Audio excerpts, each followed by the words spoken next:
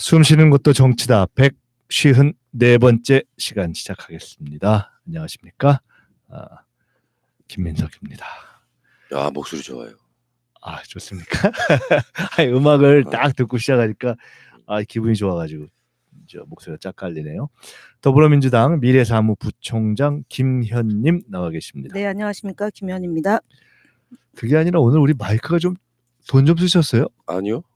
이상하다. 왜 저 목소리도 헤드폰이 좋아요? 좋아졌나? 제 목소리도 좋으세요? 다 듣기가 확 좋아지는데 60이라 그러나. 네, 그리고 우리 영원한 총재님 푸른나무님 나오셨습니다. 네, 안녕하십니까. 감기 걸리셨어요? 목이 맛이 좀 갔어요. 오늘 두 분 말씀 많이 하시라고 제가 양보하겠습니다. 이상한데 우리 연세가 예. 우리 푸른나무님 이제 연세가 몸이 사실은 제가 일제강점기 태어나가지고 몸이 별로 안 좋습니다. 네. 어떻게 말씀이 없네.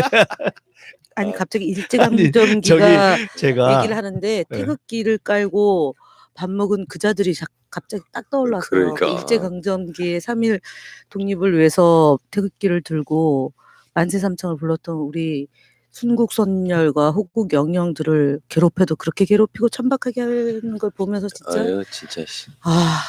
정말 참. 우리 저보다 조금 늦게 태어나신 푸른나무님이 일제 강점기 얘기를 하니까 갑자기 저는 통합혁명 때 생각이 나요. 만주벌판에서 말 달리던 생각이 납니다. 잘 기억을 더듬어 보세요들. 네. 분명히 조선시대 생각도 나고 그러실 거예요. 통합 때 참 힘들었어요. 우금치.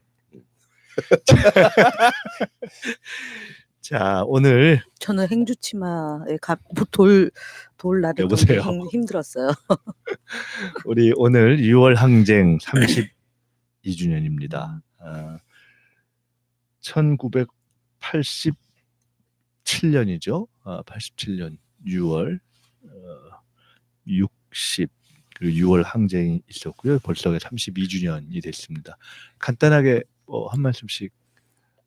호원철폐 독재 타도를 외치면서 정말 뜨겁게 투쟁했던 87년 6월이었고요. 그 과정에서 체류탄 피해로 이한열 열사의 희생도 있었습니다. 그리고 종교계 지도자 너나 할 것 없이 모든 종교계 지도자들이 다 거리로 나왔고요. 그리고 비폭력 평화투쟁으로 국민들과 함께 했던 정말 국민투쟁이었죠. 그리고 그 넥타이를 맨 30대 회사원들이 명동에서 투쟁한 학생들을 격려하고 박수하고 동참했던 그런 정말 가슴 뿌듯한 1987년이었습니다. 근데 불행히도 그해 겨울에 있었던 대선에서 저희가 분열로 인해서 패배했고 노태우 정권을 내게 그 6월 항쟁의 성과를 반쪽밖에 안 되는 걸 였고 뒤에 이제 97년도 뒤 김대중 정부가 등장해서 국민의 정부로서의 국민들을 위한 그런 온전한 정치가 이루어지게 된 게 도화선이 어찌 보면 5.18부터였지만 6월 항쟁의 그런 국민투쟁의 성과가 있었기 때문에 가능하지 않았겠나 생각합니다.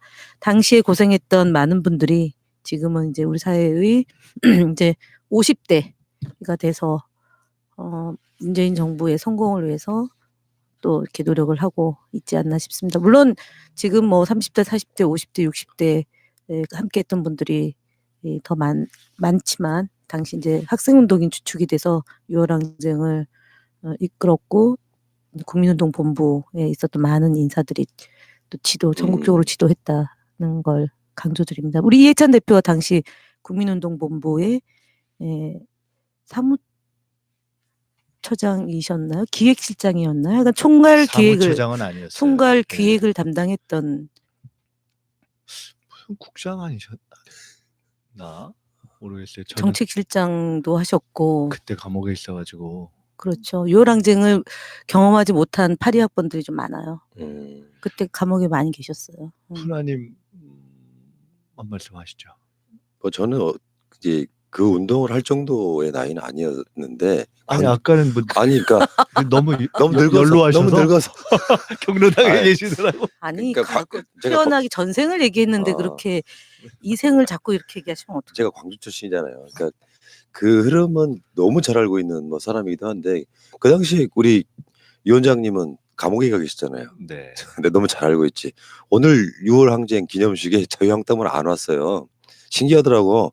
그러니까 그 6월 항쟁 자체를 부정하는 거 아니냐 뭐 이렇게 지금 이야기도 나오고 있는데 다 그 결로 가고 있는 것 같습니다 지금. 저는 개인적으로는 6월 항쟁 60 하면 첫째는 그때 감옥에 있었으니까 전에도 한번 말씀드렸지만 야 나가서 구경하고 싶다 이것 때문에 탈옥을 모의했던 것이 하나가 기억이 나고 두 번째는 6월 항쟁 이후에 야 우리가 진짜 세상을 바꾸고 또 바뀌는구나 이렇게 했는데 그 다음 대선에서 양김 분열로 졌죠. 그때 이후로 제가 몇 년 동안 상당히 오랜 동안 사실은 저는 개인적으로 DJ, YS 두 분을 굉장히 미워했었던 기억이 있고 그리고 그것이 처음으로 제가 학생 운동할 때 전혀 생각해 보지 못했던 아 이게 정치가 중요하구나 정치를 해야 되는구나라는 생각을 하는 계기가 사실은 됐어요. 그러니까 제가 한다는 생각을 그때도 안 했지만은 이게 연락의 거리에서 이렇게 해도 이 현실 정치가 이렇게 결과를 바꿀 수 있구나 하는 생각을 그때 뼈저리게 감옥 안에서 했던 기억이 나고요. 6월 항쟁이 벌써 32주년 됐다 이렇게 하니까 우리가 3.1 혁명 100주년, 6월 항쟁 32주년 또 뭐 80년 5.18로부터 또 몇 년 또 조선의열단 100주년입니다. 촛불 이렇게 되는 걸 보면서 저는 이런 말씀을 드리고 싶어요. 3.1, 뭐 4.19, 뭐 5월 광주 또 6월 촛불 이렇게 쭉 오는 과정이 계속되는데 우리가 옛날에 세계사 책 보면 30년 전쟁 뭐 100년 전쟁 이런 거 기억나시죠? 그게 뭔 소린가 했는데 지금은 오히려 큰 틀에서 우리는 100년 혁명을 지금 계속하고 있고 그걸 마무리하는 시점에 있다. 그래서 그런 의미에서 우리가 몇 번의 계기들이 있었고 또 완전한 승리로 이루어지지 못했지만 그런 혁명의 과정에 있다. 그래서 이걸 잘 마무리해서 지난 촛불혁명 그리고 내년 의회에서의 승리로 이걸 마무리해야 된다는 생각이 일단 들었습니다. 예. 저 그 우리 김현 의원님 네. 다스베이다에서 봤는데 재밌으시더라고요. 저 원래 어글 시스터즈? 억울하다. 어. 억울한 일 당한 두 여인. 안 보셨죠? 저기 좀 못 봤어요. 되게 재밌었어요. 그 부분만 딱 봤어요 제가. 나머지는 시간이 근데 없으면 보고. 뭔 얘기를 했는가 어. 또 어떻게 두 어글 시스터즈가 누군가 이건 대충 또 돌아다니는 걸 다 들었습니다. 누구실 것 같아요? 한 분은 누구 민희현이. 최모 의원님 예, 아니겠어요? 뭐 아니 왜냐면 굳이 그 누구라고 설명을 안 해도 우리가 억울 하면 컨셉이 딱 떠오르잖아요. 다 보면 우리 방송에 억울하신 분들 많아요. 억울하신 분 한 분은 정무수석이 되셨잖아요. 아 그렇구나. 네. 일제 때 이후 억울함이 계속 쌓여가지고 자 6월 항쟁 32주년 조금 더 어떤가요? 지금 들으시는 분들 중에 6월 항쟁도 마치 저희가 대학교 때 4.19 4월 혁명을 아련한 역사 속에 교과서 속의 일로 생각하던 것처럼 당시의 상황을 잘 모르시는 분들이 혹시 영화가 너무 지금 지난해 영해서, 예. 1987을 통해 가지고 이한열 열사의 죽음과 그다음에 당시 민주화 투쟁에 대한 한 단면을 영화로 이제 이렇게 있었던 거고요. 실제로 이제 그 MBC인가요? 기억록인가 제목이요. 그래서 지금 오늘부터 해가지고 100회에 걸쳐서 1919년부터 해서 그 우리 나라 민주주의 역사, 그다음에 일제의 식민지에서부터 이제 해방되는 과정 등 해서 그 기억록이라는 그런 다큐 드라마를 한대요. 근데 이렇게 이런 식의 이제 영화나 드라마나 아니면은 기획 특집을 통해서 이런 그러니까 4.19나 6월 항쟁, 5.18 이런 큰 역사적 물줄기에 있었던 일들에 대해서 좀 조망하고 조명하는 그런 게 좀 더 많이 있었으면 하는 바람이에요. 사실은 제가 그때 대학교 4학년이었고 총학생회에서 활동을 할 때 이제 유월항쟁을 경험을 했고, 저는 제가 그 2월 3일, 그러니까 유월항쟁의 도화선이 된 게 박종철 고문치사 사건이 밝혀지면서 그렇죠. 이제 거리로 나간 거거든요. 2월 3월 그리고 이제 호언이라는 걸 주장하면서 전두환이 호언을 하겠다고 하니까 이제 싸운 거죠. 독재 타도로 하고, 당시에 나왔던 구호 중에 하나가 미군 철수였어요. 유철수. 예, 그 미군 철수도 굉장히 이제 학생들 사이에서는 강하게 주장을 했는데, 당시 국민운동 본부 차원에서 구호를 통일하자. 그래서 호언 철폐, 독재 타도 맞아요. 그거를 이제 했던 거고요. 그 한편에 이제 소위 학생 운동 그룹 그 이제 또 한 파트가 있었는데, 그쪽에서는 재헌회, 그러니까 재헌회 소집을 주장을 하죠. 근데 이제 어쨌든 광범위한 국민들의 정서와 일치됐던 것은 호언 철폐, 독재 타도, 그리고 체류타 쏘는 정경들에게 장미꽃을 주면서 우리는 비폭력 평화 투쟁으로 응답하는 그런 지금 그 식의. 말씀하니까 네. 생각나는데 그때 저 민가협 어머니들이 네. 그러니까 고속자 학생들의 어머니들이 민가협을 만들어서 네. 민가협 어머니들이 맨 앞에 서서. 정경들한테 네. 장미꽃을 네. 드렸는데 어머님도 그 하셨죠? 어머님도 하신 게 아니라 그거를 아이디어를 내서 한 게 저희 어머니였어요. 그러니까. 우리 어머니가 저도 사실은 몰랐는데 최근에 보니까 그 기사가 있더라고요. 그러니까 그래요? 초대 민가협 회장을 하셨는데 그 다음에 이제 유시민 선배, 유시민 이사장의 누님인 유시춘, 유시춘 네. 여사도 하시고, 그다음에 김근태 의장님, 이제 형수님, 이제 그렇게 저희 어머님, 그다음에 유시춘 이제 이렇게 같이 도망도 다니고 같이 뭐 아이고. 면회도 다니고 뭐 이랬던 멤버예요. 근데 그때 보니까 그 장미꽃을 아이디어를 내서 처음에 달아드린 그 사진이 있더라고요. 그래서 제가 있습니다. 저도 그걸 봤는데 그거를 저희 어머니가 처음 했다는 걸 모르고 있었어요. 그래서 야, 내가 사진을 보고 이렇게 잘하셨다고 그랬지. 굉장히 인상적이었죠. 그리고 이제 조계사 앞에는 그냥 처음에는 우연히 시작된 거예요. 그러니까 종로통은 스님들이 이제 백골단하고 마주 있고, 명동 쪽은 수녀님 신부님들이 이제 주로 대체하고 학생들. 근데 여기에 이제 그 유월항쟁의 뒷얘기 중에 전국 동시다발을 하면 병력으로, 지금 현재 있는 전경 병력으로 이게 커버가 안 된대요. 그래서 군이 나올 수도 있다라고 이제 해서 투쟁을 하니까 전국 동시다발 그리고 대학가 주변으로 이렇게 집회를 잡았던 것을 기획한 분이 바로 이해찬 대표님이세요. 그러니까 그런 이제 전경들이 어떻게 이동하고 부대가 몇 명이고, 이거를 군대가 있는 전경을 통해서 이제 정보를 수집해서 투쟁 방식을 정했다. 이제 이렇게 해가지고, 사실은 뭐 나중에는 전경들 그 이제 헬멧이나 이 뭐라 그러죠? 이 앞에 이렇게 가리는 거, 예. 네, 그거 시청에 그 왜 분수대 안에 다 던지고 막 자기들 스스로 무장해제하고 이제 그랬던 기억이 있는데, 가장 인상적이었던 건 저는 유월항쟁 당시에 명동 성당 안으로 들어가서 5박 6일 동안 농성을 했고요.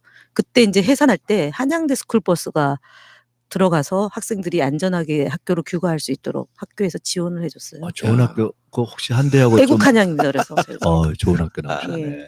그게 굉장히 인상적이에요. 어떻게 스쿨버스가 그때 그 스쿨버스를 학생회에서 막 좌지우지할 수 사무처장이 있었어요? 오늘도 사실은 좀 전에 전화가 왔는데, 제가 당시 학교 사무처장 훌륭한 분이셨네. 예, 그래서 김채옥 교수라고요. 네. 그분이 그 학생처를 하고, 학생처의 그 사무를 담당했던 분도 하여간 경찰서랑 잘 얘기해서 학생들이 다치지 않도록 해달라고 하고 안전하게 귀가를 약속하고 저런 들어왔죠. 분들이 계신 거예요. 이번에 뭐 우리가 이낙연 총리가 그 얘기를 했던가요? 5.18 우리 그 과정에서 예를 들어 경찰이 뭐 어떻게 가는 네네. 그런 것이 굉장히 의미가 있었다는 얘기를 하는 것처럼 사실은 하기가 우리가 학생이 또는 운동을 하면서 돌 던지고 막 데모하기는 어떻게 보면 쉬울 수 있는데, 그렇게 하기 어려운 제도권 내에 있으면서 그대로 따르지 않기도 쉽지 않지만 뭔가 다른 행동을 하기는 사실은 엄청나게 어려운 거라고 볼 수 있는데,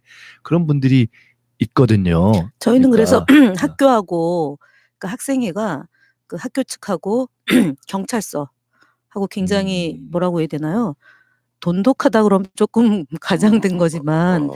당시 좋은 거죠. 한양대 담당하는 성동 경찰서도 학생들에게 좀 우호적이었어요. 뭐 물론 제 경험인데 예. 그 경찰서에 가서 이렇게 뭐 이렇게 좀 덜 맞았나 보네. 아니요. 맞는 건 아예 없죠, 경찰서에서. 그때는 87년도, 86년도 그때가 86년도, 87년도가 굉장히 뭐라고 해야 되나 학생 운동이 좀 이렇게 부흥기였었는데 좋을 그렇죠. 때였네요. 저는 경찰서 가서도 물론 사전 연행을 이제 갔죠. 사전 연행 원래 네, 그런 거 예, 있어요. 86년 아시안 그런 거 게임을 했어요. 앞두고 예. 학생들을 소개를 하는 거잖아. 그 가택연금이 있고 집에서 그냥 데리고 가는 데가 있는데 데려가 가지고 2박 3일 잘 있다가 나왔어요. 자, 저는 뭐 4학년 때 학생회장으로 구속됐을 때는 미문화원 사건 관련인데 그게 워낙 국내적으로 알려진 사건이어서 한 대도 안 맞았지만은 3학년 때 뭐 이럴 때 길거리 나가가지고 어쩌다가 뛰다가 붙잡히면 아주 개발트 밟았던 기억이 그렇죠. 있었어요. 원래 다 맞아요. 근데 네. 저는 다행히도 네. 뺨 한 번 때릴 맞은 데가 걸로. 어딨어요, 저 몸에.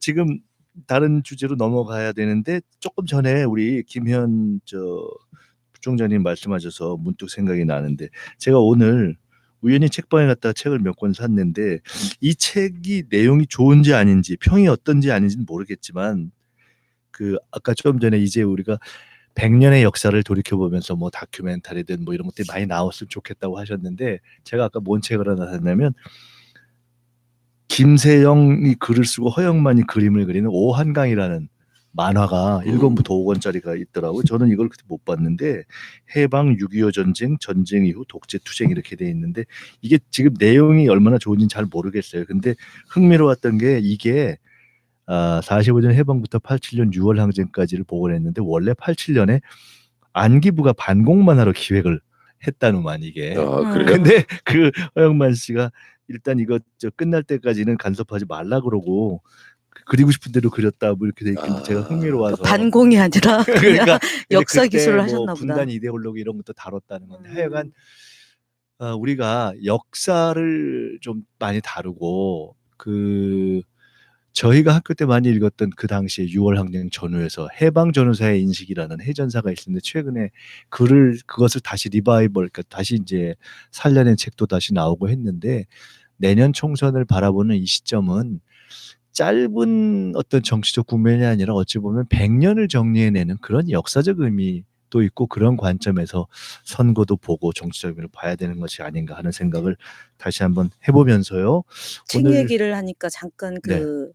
왜 지난주에 아주 핫하게 논란이 됐던 대통령님 현충일 추념사 중에 세 줄로 이렇게 기술된 약산 예. 김원봉 선생에 대한 거가 이제 많은 얘기들이 쏟아져 나왔잖아요. 네. 근데 어떤 이제 저희 당직자가 새 여자 새 조선희 여자 있죠. 작가의 새 여자에 등장하는 노덕술의 친일 경찰 노덕술한테 당해서 북한으로 갔다. 거기는 이름은 안 나오는데 약산 김원봉 선생에 대해서 새 여자에서 한 5줄 정도의 노덕술이 뺨을 때리고 뭐 탄압을 가하고 그래서 피신해서 북한으로 간 이 독립운동가들이 있다라는 내용이 지금 기술돼 있더라고요. 얘기를 사실 아까 무슨 얘기를 마지막으로 마무리 짓고 싶었냐면 경찰 얘기도 했고 학교의 학교의 교직원 얘기도 했지만 그렇게 제도 속에서도 뭔가 자기가 저항하려고 하는 아주 작은 몸짓을 한 분들이 국내에 어느 나라든 어느 식으로 존재하거든요. 그런데 지금 우리가 친일이라고 하는 것 반민특위에서 또 문제 삼았던 것 지금 우리가 정리하고자 하고 청산 안 됐다고 하는 것은 먹고 살만 하면서 또는 더 잘 먹고 잘 살기 위해서 아주 부역을 하고 정말 나쁜 짓을 아주 제도적이고 체계적으로 했던 그런 역사를 청산하자 이런 것을 의미하고 있는 거죠. 자, 다음 주제로 넘어가도록 하겠습니다. 지금 이제 대통령 해외 북유럽 3국 순방이 시작이 됐습니다. 핀란드에 헬싱키에 도착을 이제 하시게 됐는데요. 6박 8일의 북유럽 3국 순방 일정이 시작됐습니다.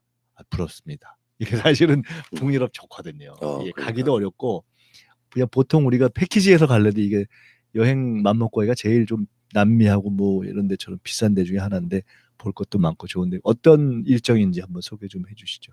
저는 핀란드가 스타트업 선도 국가로 신산업 분야의 혁신 성장과 관련해서 양국 협력을 강화하는 데 집중하시겠다고 돼 있고 그래서 사울리 니니스테 대통령과 회담하고 양해각서 서명식을 하고 공동 기자회견을 하는 걸로 핀란드 일정은 잡혀 있고요.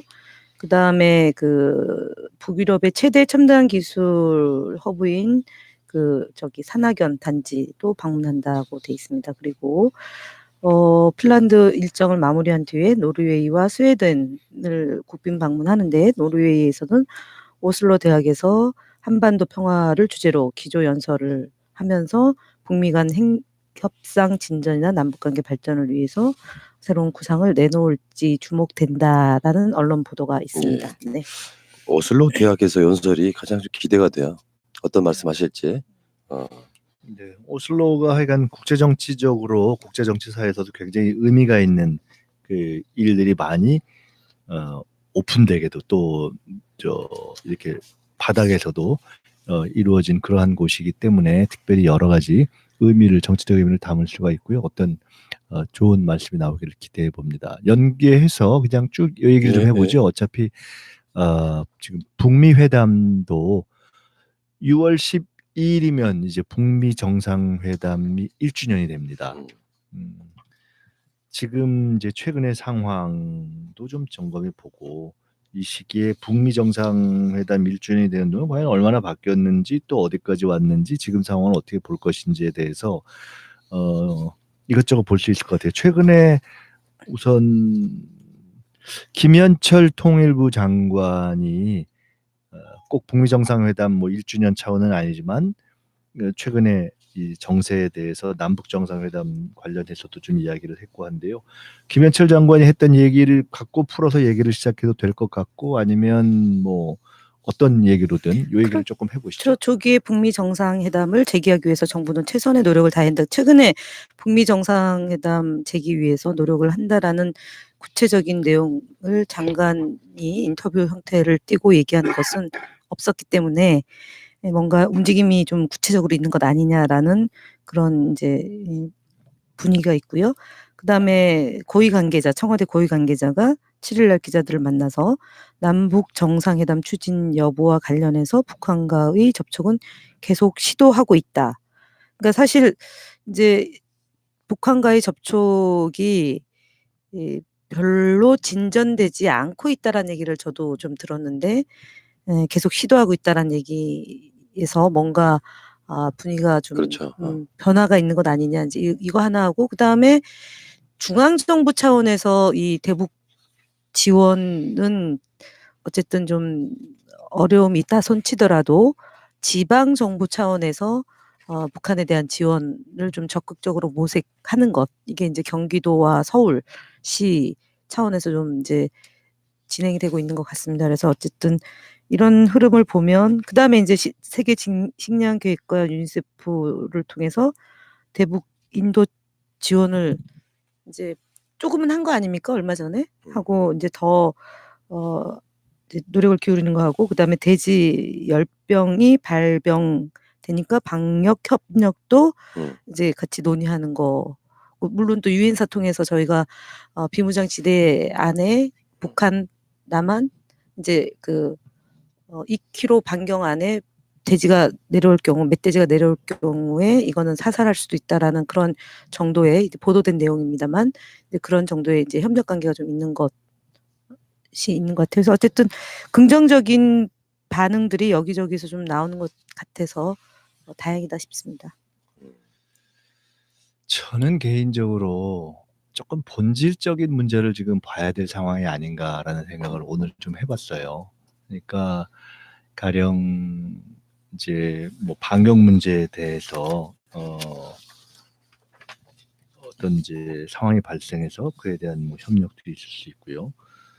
또 쌀 지원, 뭐 대북 식량 지원 이런 것에 대해서 뭐 형식이 직접적 형식이든 아니든 뭐 있을 수도 있고 등등 한데 지금 현재의 상황은 그리고 또 정상회담을 조기에 해볼 수 있는 것이 아니냐 이런 이야기도 있고 한데 저는 현재의 상황은 본질적으로 결국은 하노이에서 성과를 보지 못한 것이 미국과 북한이 서로의 입장 차 때문에 헤어진 것이고 그리고 그것의 긍정적 의미는 입장이 다르다는 것을 명확히 확인했다는 데 의미가 있기 때문에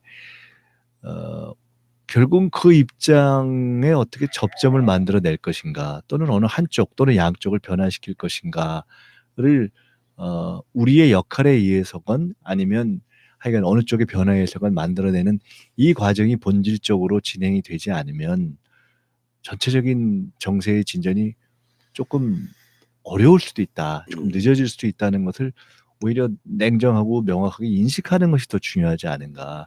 이것이 어떤 비관론을 얘기하는 것이 아니라 그럴 때 저희의 역할도 보다 명료해질 것이다. 달리 얘기하면 저는 지금 이 상황에서는 아예 남북 간에 또는 북미 간의 대화가 아예 없었던 상황이라면 뭐 방역 협력이라든가 또는 대북 식량 지원이라든가 이런 것들을 통해서 이렇게 기초를 닦고 분위기를 만드는 것이 상당히 의미가 있을 수 있는데 이미 그런 것들을 통해서 거의 상당 정도 뭐 예식을 올리기 직전까지 갔다가 안 되는 상황에서는 그런 것보다는 조금 더 본질적인 문제가 결국 풀려야 되지 않는가.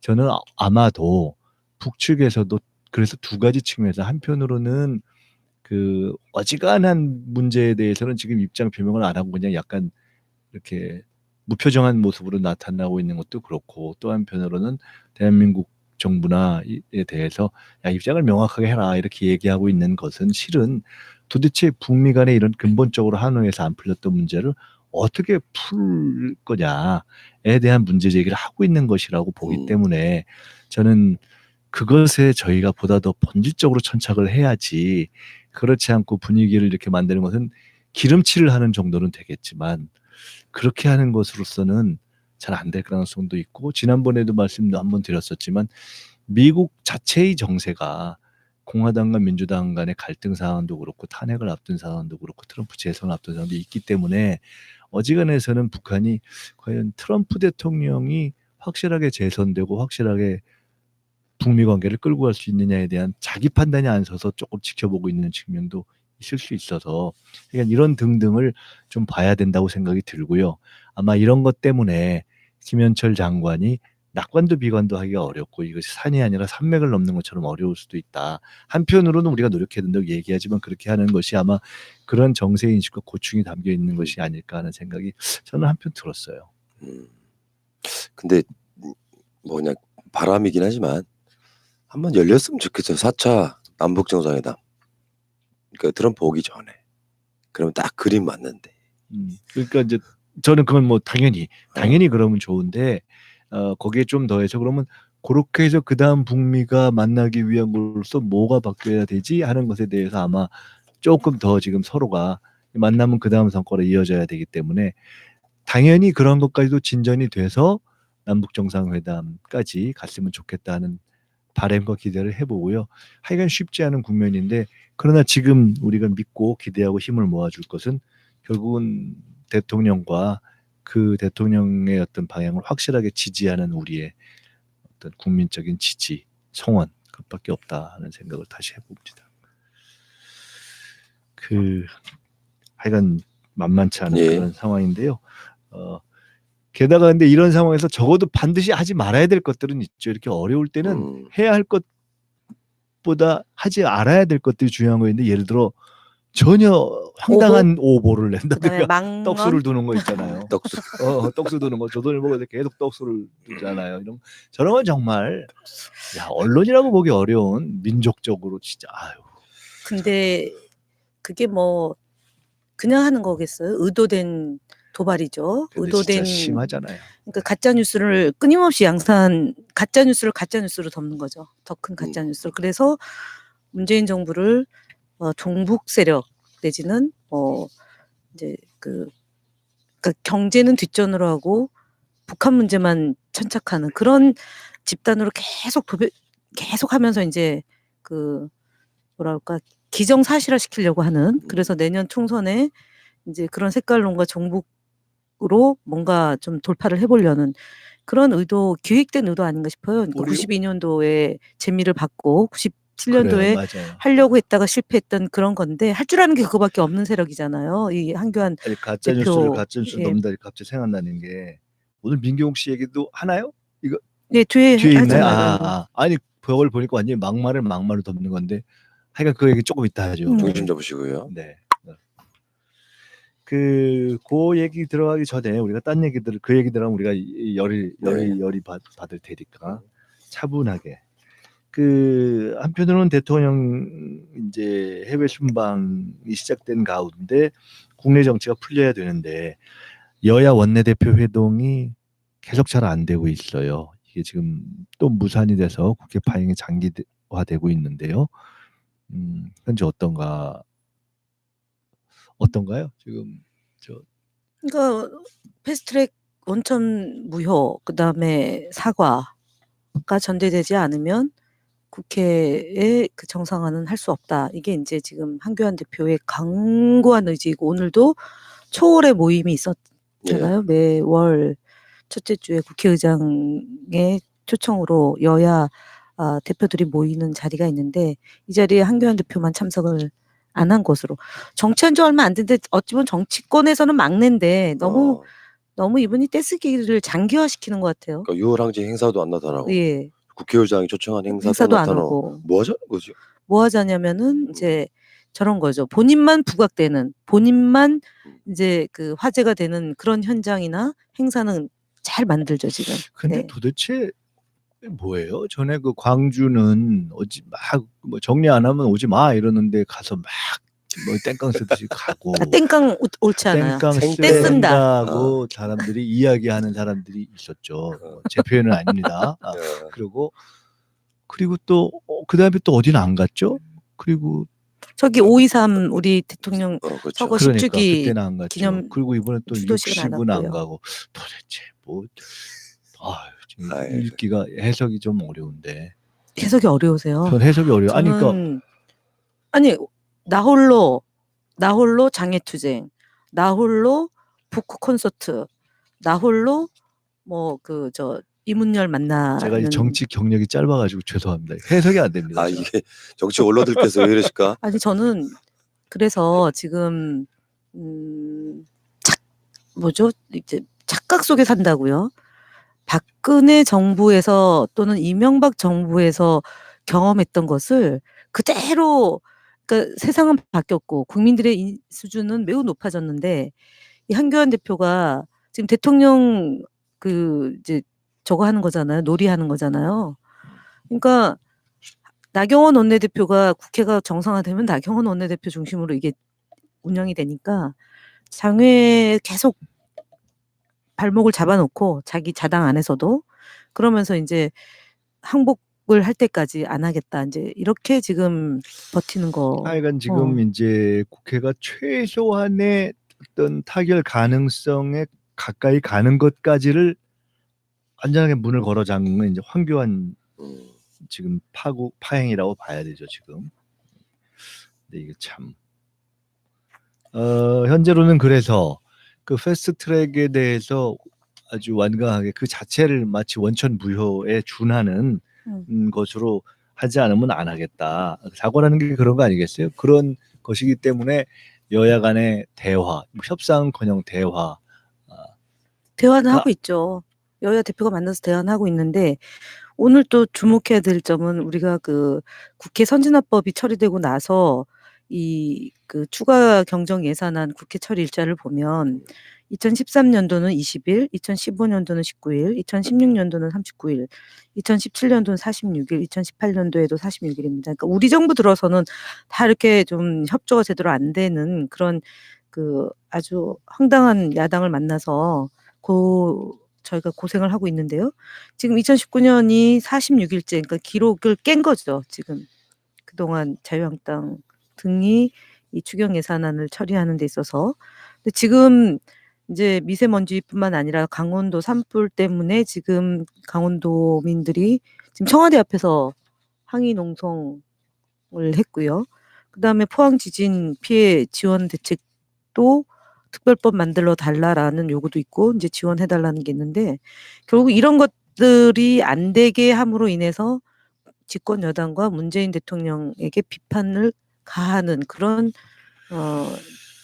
공작을 지금 하고 있는 거죠. 이게 정치 공작을 참 하고 있는 거죠. 국민이 이렇게 나라가 이렇게 될 때 여당복도 있고 야당복이라는 것도 있는데 야당복, 아니 야당이 예를 들어 과거에 뭐 우리가 야당할 때 더불어민주당이 가령 야당일 싸울 때. 거 싸우면서도 가령 국정에 대한 최선을 음. 협조하는 거 기본 야당복이 있는 거죠. 근데 참 이게 지금은 국민들이 전에 탄핵 전에는 여당복이 없으셨고 이제는 야당복이 없으신 지금 이런 상황인데 지금 보니까요. 2013년, 15년, 뭐 16년 이럴 때 박근혜 정부 때 추경 처리된 기간이 바로 그런 의미 아니겠습니까? 지금 보니까 2013년에는 20일 걸렸고요. 2015년에는 19일 걸렸어요. 근데 지금 46일째랍니다. 기본은 해주는 거죠. 아. 기본이 안 되는 건데. 자, 그래서 이게 지금 오늘 다뤄야 될 주제가 생각보다 많네요. 그러면 도대체 할 수가 없잖아요. 지금 이인영 대표도 엄청 깝깝할 건데. 그러면 국회를 단독 소집할 거냐 말 거냐 하는 이야기도 있었고 또 야 이거 차라리 저렇게 하면 해버리지 이렇게 지금 듣는 분들 가운데서 생각하는 분들 계실 텐데 실제로는 어떤지 그거 잠깐 짚어보고 넘어가는 게 좋겠어요. 일단은 뭐 그 거의 임계점에 왔다. 일단은 자세한 내용도 얘기는 지금 안 하고 있어요. 그러니까 원내대표가 최고위원회에 와서 비공개로 이제 어쨌든 거의 이제 협상은 마지막 단계에 와 있다라고 보는 것 같아요. 그래서 되면 그러니까 되든 안 되든 그러니까 이번 주 안에는 뭔가 그러니까 추경안 처리를 위한 국회 소집이 되면 합의해서 열리는 거고요. 아니면은 그냥 단독으로 소집하는 거로 봐야 되겠습니다. 근데 아마 이제 이인영 원내대표 입장에서는 솔직히 이런 고민이 있을 거예요. 우리가 이제 과거에 아까 우리가 야당할 때와 지금 이제 날짜를 비교해서 말씀드렸지만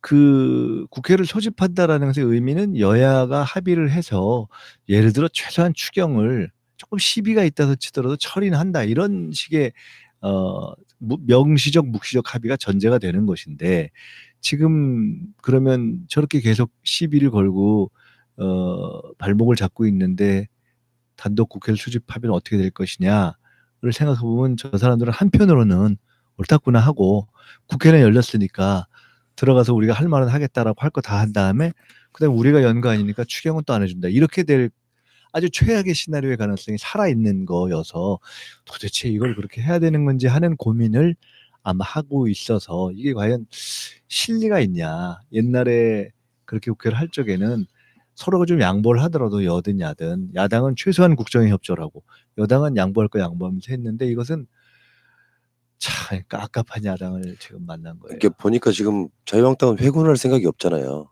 그러면 결국에는 단독 소집할 수밖에 없겠네요. 아니 회군. 근데 제가 지금 말씀드린 것처럼 회군할 생각이 없는데 우리가 단독 소집을 해서 국회 취지는 지금 추경을 하는 건데 추경이 아마 이게 위원장이 저쪽 아닌가요? 네, 자유한국당? 자유한국당이죠. 그렇기 때문에 음. 위원장이 그쪽인데다가 그쪽에서 운영위원장인가요? 저 그리고 방해 운영위원장은 우리인데 네. 그 저 추경을 예산 다루는 결산위원장이 아, 그래서 예결위원장? 그거를 방해를 해버리면 이거 추경하자고 여는 국회를 합의를 안 해줘서 단독으로 하면 또 단독으로 열었다고 시비 걸고 그거 또 근데 뭐라고 하고 어쨌든 단독으로 만약에 이제 합의가 안 돼서 단독으로 열면 의장이 이제 판단해야 될 문제가 하나 있는 거고요.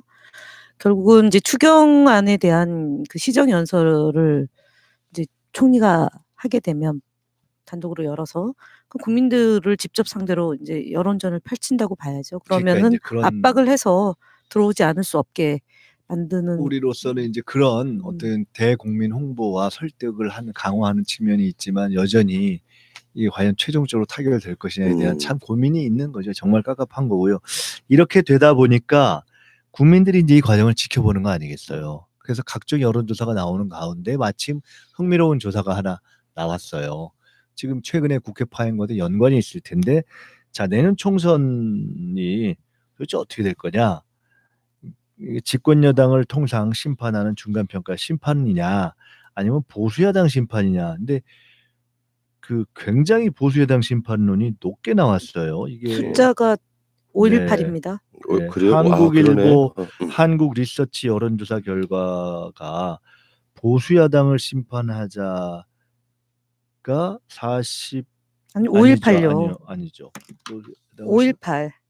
어떤 게 518이에요? 보수 보수 여당 야당을 심판론이 심판하자가 518, 518. 정부 여당 심판이 39. 39. 39는 숫자가 이게 뭘 상징하는 게 없는데 518은 딱 상징하는 숫자가 되지 그러네. 않습니까? 518 망언을 그대로 솜방망이 처분을 하고 그다음에 세월호 망언을 솜방망이 처분을 하니까 더 한 막말이 나오고 사무총장, 원내대변인, 원내대표, 정책위 의장, 대변인들이 또 막말하고 10% 이상 예. 차이가 난 건 상당히 현격한 차이가 난 거고요. 이게 이 숫자 그 집권여당 자체로 심판론의 예. 39%는 사실은 자유한국당을 지지하거나 바른미래당을 지지하는 분이 있기 때문에 이거는 하나라고 보기는 어려운 거고요. 네, 그다음에 네. 5.18도 여기에는 정의당 지지하는 분들이 포함된 거라고 봐야겠죠. 예. 지난주에는요. 그렇다 하더라도 대략 40 한 2대 30 정도로 이제 우리 그렇죠. 예. 그냥 51.8%일 때는 그런가 보다 했는데 우리의 쪽집게이신 김현 부총장이 여기다가 5.18 숫자 의미를 딱 부여하니까 야 이거 이렇게 비슷한 여론조사가 섬뜩한데. 지난주에 있었어요. 네. 갤럽에서 한 것은 여당이 이겨야 된다가 47, 야당이 이겨야 된다가 40인데 그 야당에는 정의당도 포함되어 있었고 네, 지금은 네. 그러니까 집권 여당 심판론은 39%, 보수 야당 심판론 50%. 그러니까 이 흐름이 거의 그러니까 대부분 맞는 대략 것 이제 같아. 이게 촛불혁명의 흐름 그다음에 이게 국회다운 국회 이게 국회냐 저게 야당 저게 너무 심하다. 지금 요게 이제 대략 기조가 유지되고 있다고 봐야 될 것 같습니다. 그 여기까지 하고요. 예. 잠깐 다른 주제로 넘어가도록 하겠습니다. 아까 우리가 가짜 뉴스를 가짜 뉴스로 덮는 거 아니냐 이런 얘기를 했는데 최근 자유한국당은 거의 막말을 막말로 덮고 막말에서 이제 도레미파솔라시도로 막 옥타브를 계속 올리는 지금 이런 상황이 되고 있어요. 진짜 막말 이거 경쟁. 갈 때까지 가는 것 같아요, 진짜. 거의 막말이 이제 뭐 뮤지컬 오페라 수준으로 가는 것 아니 같은데. 뮤지컬 오페라 참 야, 그거는 진짜 국민들에게 이건 뮤지컬 오페라 폄훼 발언. 정말 폄훼 뮤지컬 발언이야. 오페라 아유. 폄훼네 진짜. 네, 이건 안 뭐 돼요. 뭐라고 해야 되는 거야, 정말. 이 정미경 의원이 최고위원회에서 그 이제 트럼프 대통령을 비판한 펠로시 의장의 말을 인용하면서 그 대통령이 탄핵당하는 걸 보고 싶지 않다. 감옥 가는 것을 보고 싶다고 말한다면 이것이 막말인가요? 이렇게 말장난을 했는데 아이고. 막말은 아무거나 던지는 것을 막말이라고 합니다. 그 저 사전적 의미로 함부로 얘기하는 걸 얘기하는 건데요. 지금 이제 이 정미경 한국당 최고위원이 이 대한애국당에 집회하는 사람들이 이제 성조기 들고 이스라엘기 들고 태극기 이제 밥상보로 만든 이 대한애국당 경향화되고 되어 가고 있다. 지금 자유한국당 지도부들이 이게 곧 뭐냐면 트럼프 대통령의 탄핵을 요구하는 중진 의원들에게 그가 탄핵되는 것을 보고 싶지 않다. 그가 감옥 가는 것을 보고 싶다. 그 미국의 트럼프 대통령은 여러 지금 사건과 연관이 되어 있어서 의회 청문회도 있었고 그다음에 뭐 많은 그 숱한 화제와 의혹들이 있었던 것은 움직일 수 없는 사실 아닙니까? 그러니까 인제 이렇게 조야에서의 이런 얘기들이 있는데 이걸 가지고 문재인 대통령이 무슨 범죄 행위가 있다고 범법 행위가 있다고 그러니까요. 또 무슨 의혹이 있다고 트럼프 대통령하고 바로 연결시켜서 비아냥거리고 조롱하고 이게 노무현 대통령한테도 마찬가지 환생경제라는 그 이제 뭐 극을 만들어 가지고 온갖 난잡한 일들을 벌였는데 지금 자유한국당의 이 수준이라는 게 그 일베 사이트에서 나오는 얘기를 했던 나경원 원내대표 그다음에 그에 준하는 얘기들을 거의 인제 하루가 멀다고 지금 쏟아내고 있는데요. 제가 볼 때는 정치 혐오증을 불러일으켜 가지고 국민들한테 이제 정치권 전체를 손가락질하게 하는 내지는 막말 대 막말. 우리는 정확한 말을 한 걸 또 막말이라고 언론에서 하잖아요. 예를 들면 적반하장은 도둑이 매등격이잖아요. 그렇죠. 그 얘기를 풀어서 얘기했더니 그걸 갖고 막말이라고 그러잖아요. 음. 바른 말입니다. 그거는 바른 말. 이게 막말과 막말 대 막말로 해가지고 이제 언론에 사는데 차마 이제 지금은 막말 대 막말로 못하고 이제 이 지금 벌어진 일들을 보도를 하고 있는데요. 저는 총선 때까지 이런 형국으로 계속 지속될 거라고 보고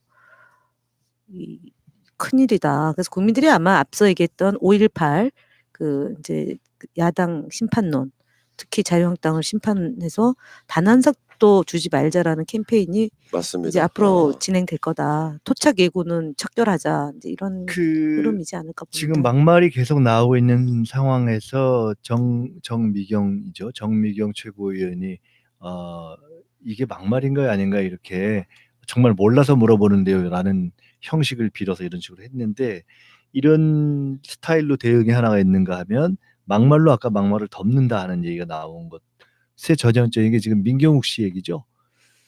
그렇죠. 이번에 또 뭐라고 했나요? 그건 지금 민경욱 불쑤시개 요 지표 직전에 집구석 뭔 얘기가 해서 지금 시비가 기억이 안 나요 지금. 하도 막말을 많이 해가지고 직전이 뭐였죠?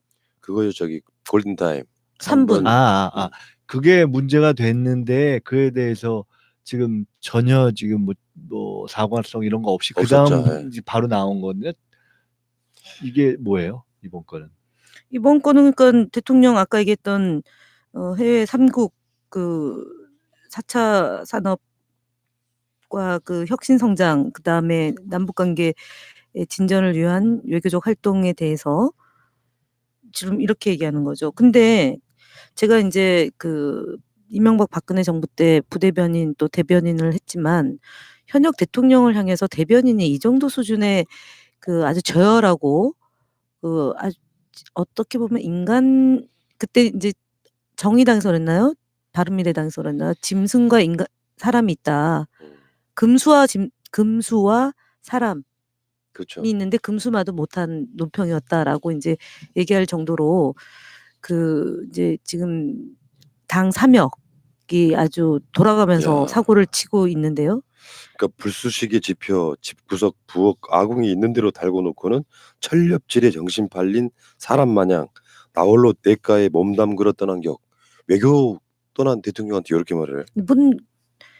그러니까 이게 그동안 했던 말을 이제 다 사람들한테 그러니까 별거 아닌 막말이었고 이런 정도로 가는구나라는 걸 보여준 거죠. 이게 그냥 그러니까 차명진 전 의원이 대통령이 빨갱이다라고 얘기했던 것 다음에 이제 이게 또 나온 거잖아요. 그러니까 지금 막 서로 한교안 대표가 그 차명진 전 의원의 막말을 가지고 그게 막말인지 그거부터 들여다봐야 되는 거 아니냐, 검토해야 되는 거 아니냐라고 하고 난 다음에 이게 나왔습니다. 그러니까 사실 그동안 했던 막말 우리가 볼 때 사실을 근거하지 않은 아무 말 대잔치가 한교안 대표 입장에서는 막말이라고 생각 안 하기 때문에 이런 일들이 벌어지는 거 아닌가요?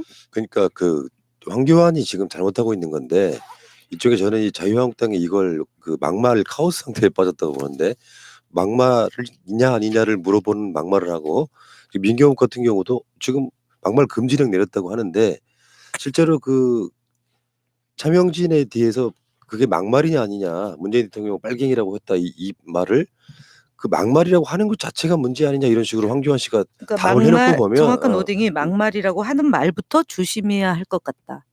이거는 막말이 아니니까 막말이라는 표현을 쓰지 마 이거잖아요. 그러니까 우리가 방송에서 그랬거든요. 막말 금지령이 통할 수가 없는 이유가 일단 막말이 어느 선까지 막말인지 구분 못할 뿐더러 이 사람들은 자기들이 해놓은 말들 중에도 이게 막말인지 아닌지 애매한 그 구분선에 그 공감력이 없기 때문에 계속 쏟아낼 수밖에 없는 거. 그러니까 지금 이거는 주로 이제 당의 그 당직 맡고 있는 이런 사람들이 쏟아내는 막말이기 때문에 결론적으로는 막말 금지령이 무의미해진 상태. 그런 거죠. 저는 지금 이게 그런 어떤 무의식적이고 우발적인 막말의 진행이 아니라 지금 상태는 저는 자유한국당 내외에 있는 기술자들이 작동을 하기 시작했다고 봅니다. 그러니까 뭐냐면 이건 작전이 시작됐다고 봐요. 공작이에요. 그러니까 공작. 이것은 이런 겁니다. 한두 번 막말이 나오는 것은 그냥 있을 수 있어요. 근데 지금 저는 국면이 바뀌었다고 봐요. 대응이 바뀐 거예요. 첫째는 정미경 최고가 이게 막말인가요? 라고 물어봤잖아요. 그러니까 국민들이 마치 아주 전혀 객관적인 입장에서 물어보는 것처럼 해서 막말의 기준을 막말을 애매하게 해. 만든 거예요. 두 번째는 너네도 했잖아요. 이러면서 적반하장은 뭐 도둑이 뭘 든 것이다 라는 것에 대해서 그걸 막말이라고 하면서 끄집어내서 쟤네도 했잖아요. 그러니까 나는 자기도 했잖아요. 라는 것으로 이렇게 물타기를 하는 거죠. 세 번째로는 잘 생각해 봐야 된다. 과연 막말 기준이 뭔지. 사법고시 무슨 시험 봐요, 지금? 그러니까 이게 지금 황교안 대표가 그렇게 얘기를 하면서 굉장히 아주 합리적이고 객관적인 것처럼 하면서 문제를 유체이탈로 딱 가버린 거예요. 네 번째는 막말을 막말로 덮는 거예요. 이게 설상가상이 아니라 막말상 이게 뭐야 이거 막말이 된 건데 지금 통상적이면 정상적인 정치인들이 실수를 하고 나면 그에 대해서 미안하다고 하거나 약간 자숙하잖아요. 근데 지금 민경욱 씨 같은 경우는 전혀 다른 지금 스탠스를 취한 거거든요. 그냥 아예 그걸 딱 입 닫고 있다가 치고 나와버린 거로 저는 저건 작전이라고 봐요. 이미 이런 몇 가지 4개의 케이스가 등장을 했고 이것은 이미 자기들이 어떤 의미에서 보면 이 정치 수준을 체계적으로 하향시키고 그리고 막말을 지속적으로 해서 국민들로 하여금 우리가 그런 거 있잖아요. 어항 속에 따뜻한 물을 계속 부으면 개구리가 이렇게 죽는다는 것처럼 막말 연못 속의 개구리처럼 국민을 만들어버리는 거예요. 이게 중독 효과를 저는 자기들이 이거를 안 할 의도가 없기 때문에 그래서 그 전에 뭐 막말 금지령 내려고 이랬던 거는 다 헛소리고요. 작전을 저는 딱 세웠다고 봅니다. 그래서 이렇게 나오는 것은 대통령 결국 하야? 이 모든 것은 제가 드리고 싶은 말씀이 뭐냐면 이 모든 것의 문제는 황교안인 겁니다. 그렇죠. 그래서 본질입니다. 여기서 우리가 뭐 정미경이 어떻다 민경이 이게 밑에 놈들 죄송합니다. 밑에 분들 한 분 이렇게 하나씩 나가서 막 얘기하는 거예요. 우리가 그때그때 일희일비하는 거지. 본질이 뭐냐? 황교안이 진짜 막말을 어떻게 생각하고 있느냐? 당신이 생각하는 그러면 이게 5.18이 적이냐 아니냐? 막말이냐 아니냐? 이게 막말 금지령이 의미가 있냐 없냐 하고서 집요하게 이 사람의 위선을 이제는 공격하고 저는 결국 황교안에게 우리가 던질 질문은 하나라고 봅니다. 당신의 진실이 뭐냐? 진실이 없는 사람이거든요. 5.18의 진실이 뭔지 뭐 모든 세월호의 진실이 뭔지 최순실을 알았는지 뭐 몰랐는지 아몰랑이잖아요. 박근혜 다 번호를 몰라서. 알았는지 몰랐는지 심지어 이제는 저는 막말이 뭔지 모르겠어요. 지금 이렇게 나오는 거잖아요. 그래서 저는 저 사람은 진실이 없다. 그래서 황교안을 이제는 저는 전에는 이게 참 나경원을 조금 이렇게 조용하게 하면 되는 건가 보다 생각했어요.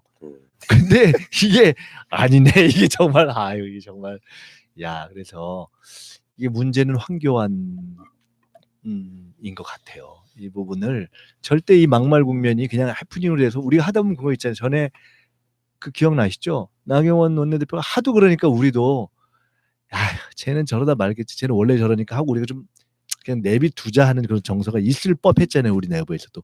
지금 저는 그것을 의도하고 있는 거라고 봐요. 오죽했으면 간밤에 나오셨던 김갑수 쌤께서 네. 황교안 대표 지지를 자청한 이유가 자유한국당 대표로 딱이다 이거예요. 그래서 계속 지지한데 바꾸지 말고 쭉 가자고 그러시더라고요. 근데 문제는 저게요. 저렇게 하면서 이게 참 가장 나쁜 정치가 국민을 지금 마비시키고 중독시키는 거잖아요.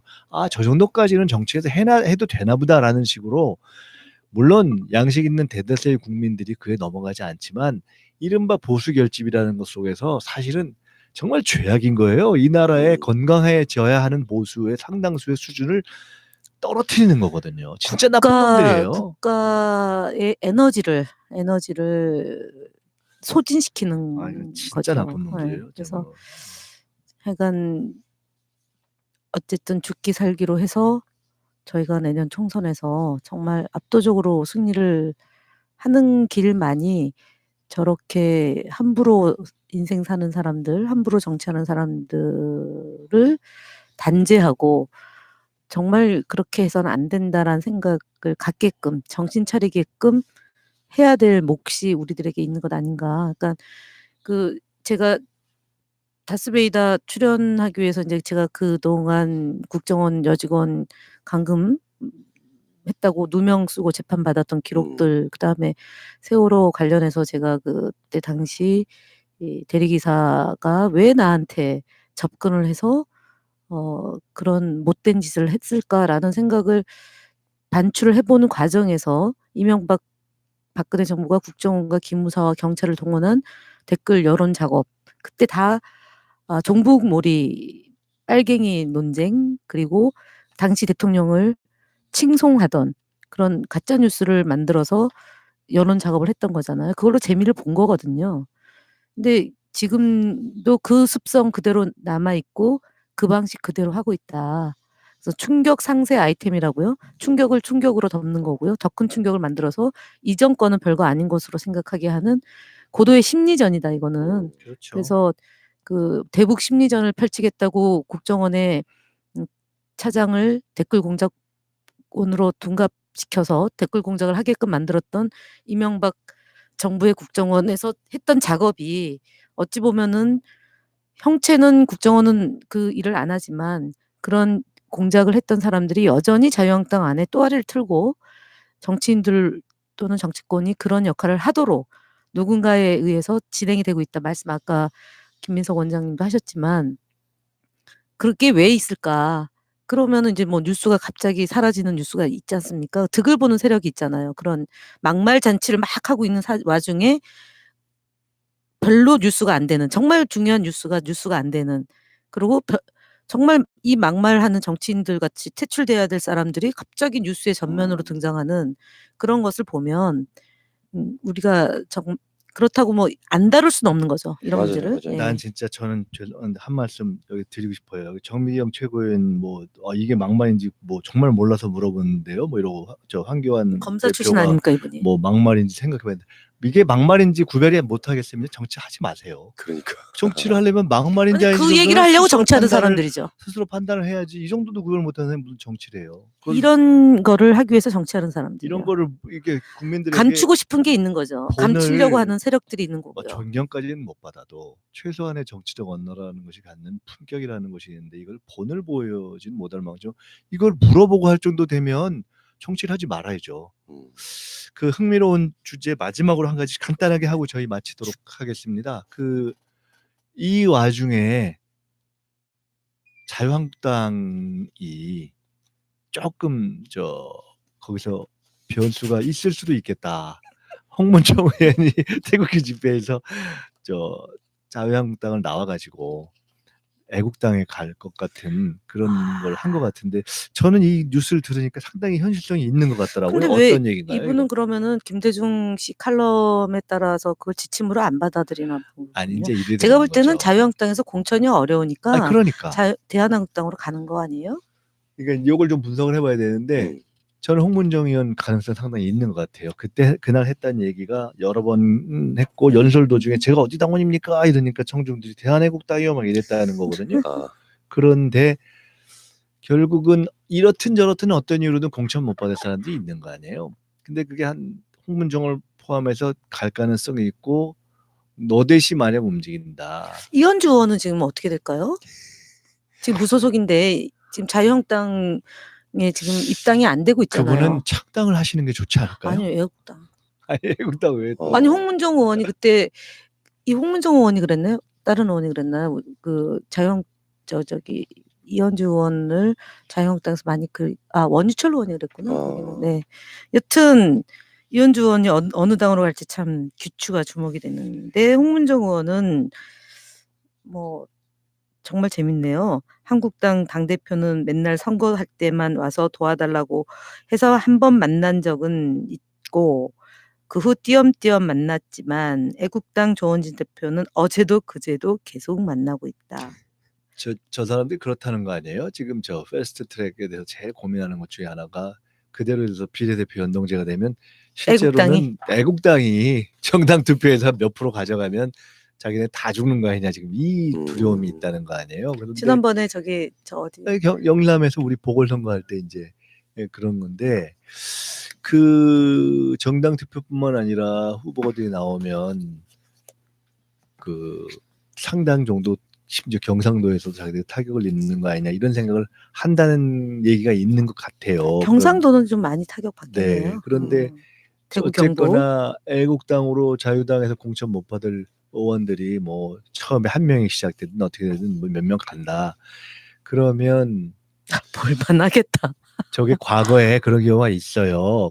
우리 그 국민의당이 그렇게 된 아니, 이제 그런 거잖아요. 경우가 공천 못 있는데, 받을 것 같으니까 네, 먼저 나가셔서. 그런데 전에 이회창 대표 시절에 허주, 김윤환 이런 분들이 해서 민국당을 만들었던 적인데 그게 큰 의미는 없었는데 저는 만약에 이렇게 이분들이 이런 애국적 결단을 한다면은 매국 애국당이니까 애국이란 말을. 애국당적 결단을 한다면은 저기는 저 태극기 부대가 나름 저 콘크리트 그게 있어서 맞아요. 표가 조금 나갈 수가 있을 것 같아요. 그러니까 상징적인 누군가가 같이 나가줘야죠. 아니 여기 홍문종 의원 정도면 훌륭한 상징 아니에요? 국민들이 잘 모르죠, 사실은. 누구요 그러면? 어? 이현주 의원. 이원주. 거기는 뭐 자유한국당도 아닌데. 뭐. 그러니까 저는 그렇게 보거든요. 이게 홍문종은 처음에 황교안 대표를 뭐랄까 좀 무시했던 것 같아요. 그러니까 친박 중심으로서 그래서 좀 주도권을 갖고. 하대한다 그럴까? 그러다가 저번에 어떤 일들이 있었냐면 뭐 막말이래 뭐네 해가지고 그때 그 5.18 관련한 막말 세 사람 이야기할 때 징계를 하겠다라는 분위기가 풍기니까 못하겠죠. 홍문종이 그랬어요. 우리 당 대표가 당원들을 보호해 주셔야지. 근데 그 과정에서 약 하대하는 느낌 속에 그러다가 이거 지금 상징적으로 누군가는 쳐내야 되잖아요. 개혁 뭐 혁신 이런 개념으로. 그럴 때 제1 타겟이 홍문종인 것 같고요. 그러니까 어쩔 수 없이 이 사람은 지금 밖에 나가서 저럴 수밖에 없는 것 여기가 같은데. 근데 왜 일타겟이에요? 조사받고 있는 것도 많고 친박을 잘라내야 된다라는 그거고 그다음에 그 왜 김대중 칼럼에서 그랬잖아요. 그 석방해야 된다는 요구를 절대 수용하면 안 된다. 그다음에 친박을 처리를 해야 일부 된다. 정리해야 된다. 그다음에 친박이니 비박이니 뭐 반박이니 이런 얘기가 안 나오도록 박근혜 전 대통령이 총선 과정에서 이슈가 되면 안 된다. 그렇게 얘기했고 그다음에 대한애국당 뭐 안 된다. 뭐 이렇게 통합하는 거 안 된다. 그래서 한교안 대표한테 몇 가지 지침을 준 거 아닙니까? 그것 중에 하나가 홍문종 의원은 대표적으로 걸리는 케이스죠. 근데 지금 그 총선이 보면 이렇게 될 것 같아요. 친박 입장에서는 박근혜 국정농단의 책임을 지우고 지금 홍문정처럼 그리고 또 박근혜 배신했던 사람들 그 두 그룹이 계속 똑같은 싸움을 할 것 같아요. 배신하고 나간 사람들 어떻다 이런 이야기. 재밌어 보입니다. 관전하는 것도 재밌을 것 같습니다. 이 두 가지 포인트만 간단히 말씀드리자면 한편으로는 친박 내에서 찍혀가지고 혹시나 아웃되는 거 아닌가 해서 이런 것에 대해서 일체 얘기를 안 하는 분들이 상당히 많이 생겨날 것 같고 또 아웃될 것 같은 분들은 일찌감치 어떤 정체성을 내세워서 애국당으로 가겠다 이런 분들도 있을 것 같고 또 하나는 바른미래당 내에서 자유한국당과 합치고 싶은 분들 중에 상당 부분은 이 상황을 굉장히 주시할 것 같아요. 그러니까 이게 좀 움직이면 친박 빠졌다 이런 명분으로 그걸 가고 싶어하는 분들은 상당히 또 그걸 기대해 보지 않겠는가. 하여간 그런 변수가 조금 있을 것 같아서 이것은 앞으로 계속 지켜보도록 하겠습니다. 그렇게 하시고 오늘은 여기까지 하고요. 막말을 막말로 덮는 이런 막말 정치가 그냥 우발성을 벗어나서 아주 체계적인 음모처럼 막말 정당에서 진행되고 있지만 저희가 한국 정치의 수준을 높이기 위한 노력을 새날은 계속 하겠다는 말씀을 드리면서 오늘 방송 여기서 마치도록 네, 하겠습니다. 감사합니다. 그러니까 마지막 한 말씀만 드리면 세월호 때 일베들이 폭식 투쟁한다고 치킨 시켜가지고 단식하는 유민 아빠 앞에서 했던 행위가 결코 그냥 우발적이거나 그러니까 누군가 그 개인적인 충동에 의해서 한 것이 아니지 않습니까? 그건 충분히 조직된 공작이었음을 감안한다면 지금 벌어지고 있는 자유한국당에서 저 막말의 향연은 국민들이 정말 감시를 잘하고 그러니까 진짜 퇴출해야 될 자유한국당이 저렇게 막말하는 거 우리가 너무 비웃고 우습게만 볼 일은 아니다. 그러면서 저들은 결집했다. 결집하고 있다. 우리가 정신을 차리자. 지지율이 안 떨어지지 않습니까? 이제. 하는 말씀을 드리고 싶습니다. 수고하셨습니다. 고맙습니다. 감사합니다.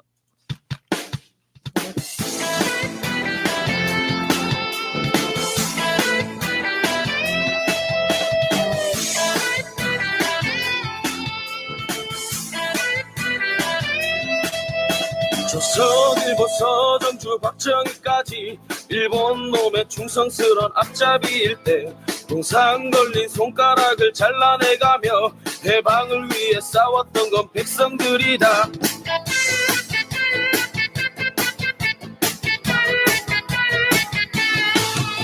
한살원인 전두환과 그 똘마니들 5060의 무기영화 대물림할 때 잡혀가고 죽어가고 고문당하며 민주를 위해 싸웠던 건 국민들이다. 실과 진미로 배불리는 매국노들 여의도에 또아리 들고 갈수록 적반하장 후원무치 지랄연며 국민들 피눈물을 짜는구나. 더 이상 못 참아 더 이상 못 참아 국민이 나서자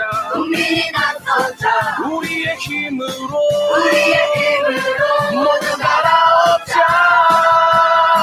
사비정신으로 5월의 노래로 6월 함성으로 역사를 만들자.